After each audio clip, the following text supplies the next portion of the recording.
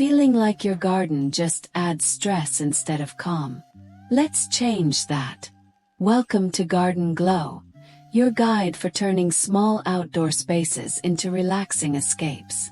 Today, we're sharing relaxing small garden design ideas for 2025, focusing on quiet, cozy, and stress-free layouts perfect for any tiny backyard, patio, or balcony.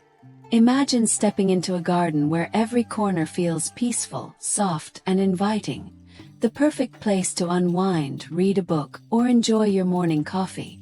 We'll guide you through cozy plant arrangements, easy DIY decor, and smart space-saving tricks that make your small garden feel larger and serene.